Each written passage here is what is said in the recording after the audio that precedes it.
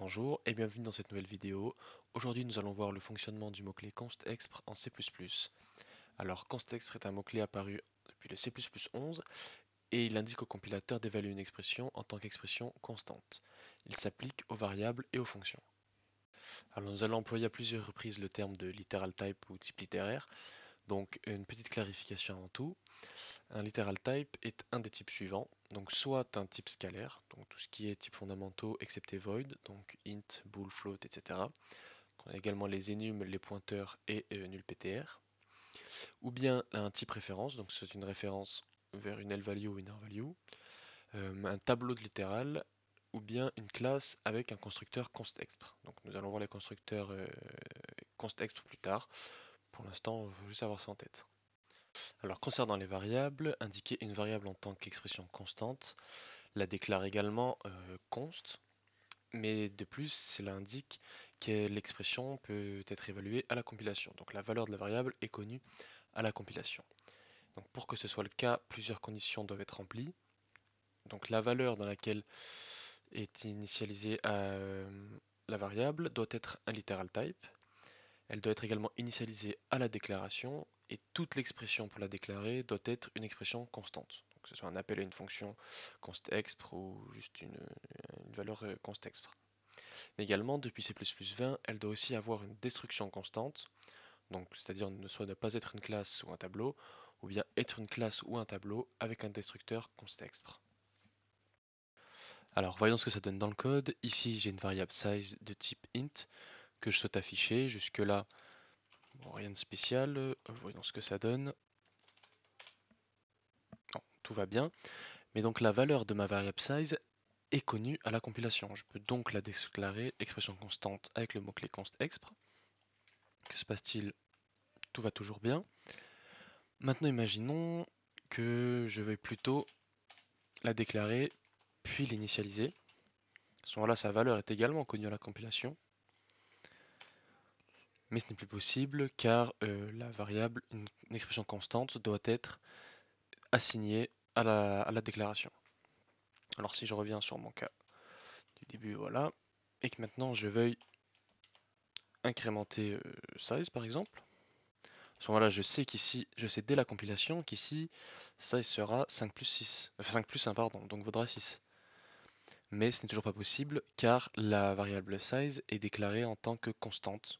En fait, on ne peut pas la modifier si on la déclare avec le mot-clé constexpr. Dernière chose, imaginons également que je veuille la lire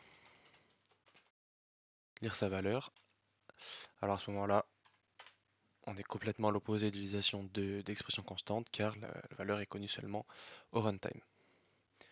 Mais maintenant, si donc j'ai ma size est égal à 5 et que je veux créer une deuxième variable, constexpr, bigger size par exemple, qui soit une taille plus grande, et qui vaille par exemple le double de ma size. À ce moment-là, que se passe-t-il? Eh bien, j'initialise bigger size avec des constexpr, donc bigger size est une expression constante totalement valide. Si je compile, parfait, j'ai bien 10. Pour qu'une fonction qualifiée constexpr soit évaluée à la compilation, elle doit remplir plusieurs conditions.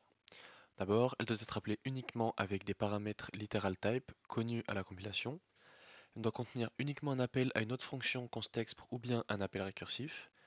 Elle ne doit pas être virtuelle. Et dans le cas d'un constructeur ou un destructeur, la classe ne doit pas avoir de classe de base virtuelle.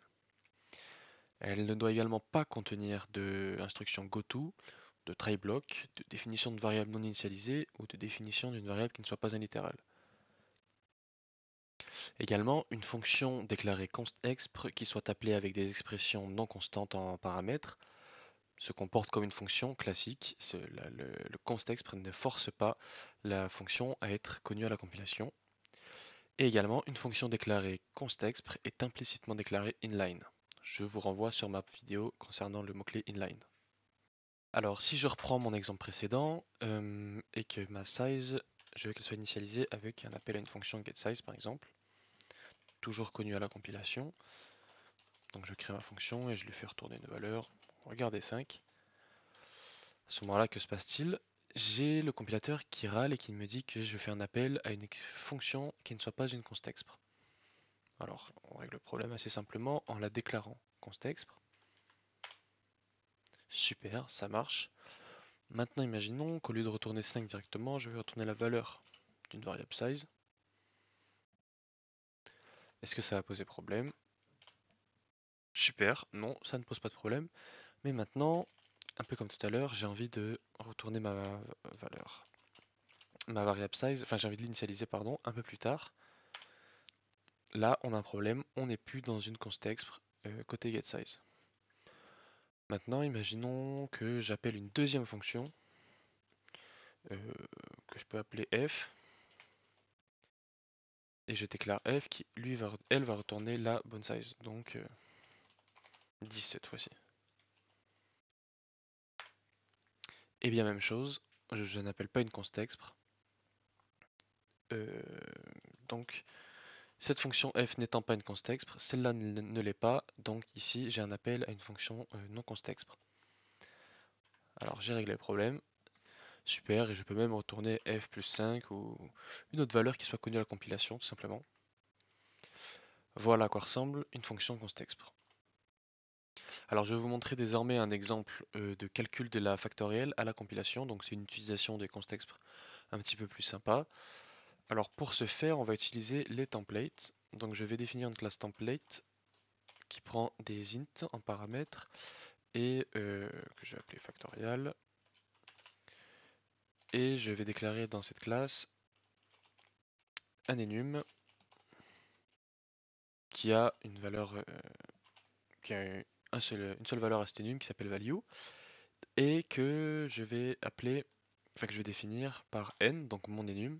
Donc je veux connaître la factorielle de n fois la factorielle de n-1. Et donc la valeur. C'est dans factorial, c'est dans cette, c'est comme ça que je récupère la valeur de ma factorielle. Et donc là j'ai un appel récursif et pour stopper cette récursion, je définis, enfin, je spécialise ma classe pour 1, pour 0 pardon.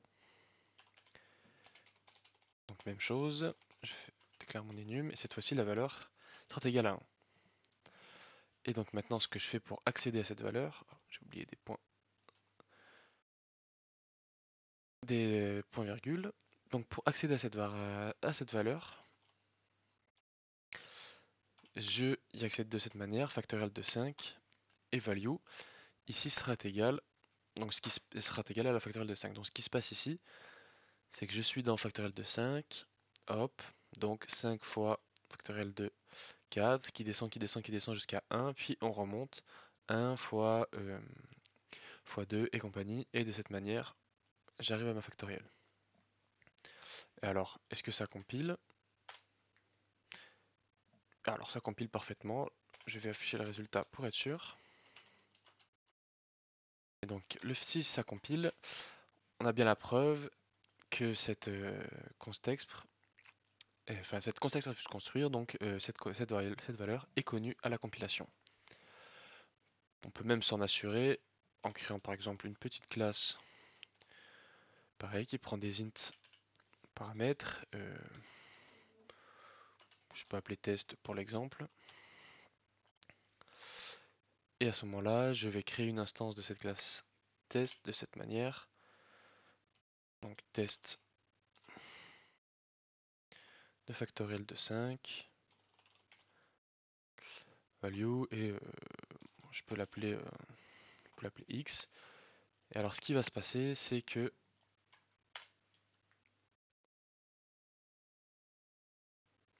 je peux même connaître la valeur de cette factorielle à la compilation. Pour ça, je vais créer une classe template qui prend des int et bon, je l'appelle test, mais je ne la définis pas. À ce moment-là, je vais créer une instance test avec comme valeur de mon paramètre template la factorielle de 5. Oups. Voilà, bon, je crée une instance totalement bateau. Puis la majuscule. Et maintenant, si j'essaye de compiler, j'ai une erreur m'indiquant que test220 ne peut pas être instancié. Donc on a bien à la compilation la valeur de la factorielle de 5.